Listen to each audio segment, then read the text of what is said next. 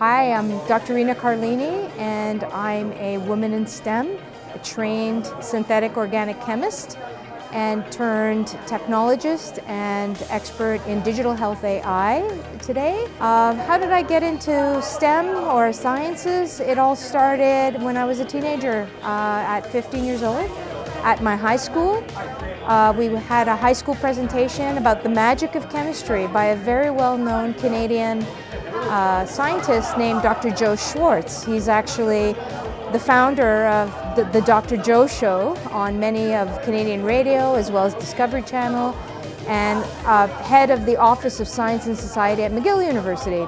So Dr. Joe did a beautiful presentation all with sparks and smoke everywhere going on, and I thought it was fascinating. I thought it was really cool how he created chemistry right there in front of your eyes. It was very magical, but there was a lot, of course, science behind it, and that really just turned me on to wanted to understand what the science was behind all that magic.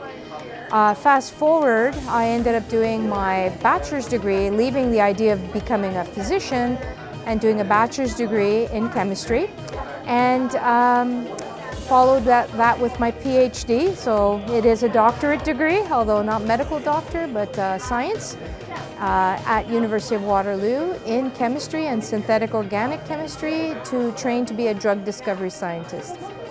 I then made the leap into the world of materials and worked at Xerox Research Center here in Mississauga, Ontario, close by, and spent 15 years there as a principal scientist turned principal strategist and head of nanotechnology across Canada for Xerox Corporation.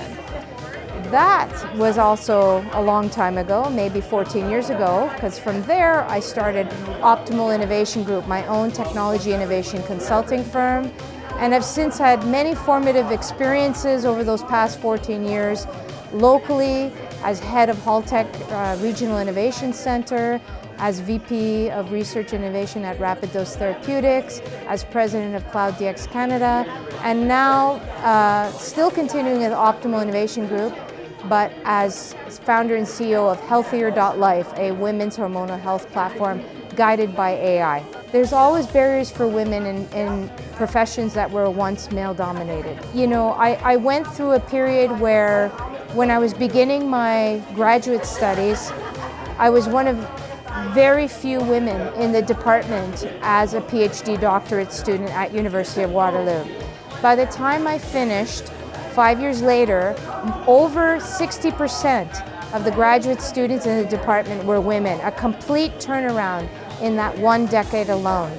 And we saw the first chemistry professors being hired in the department who were women.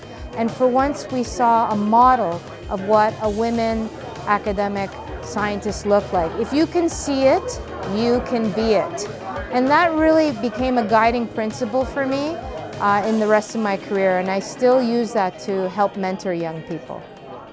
Perfect. Thank you so much. All right.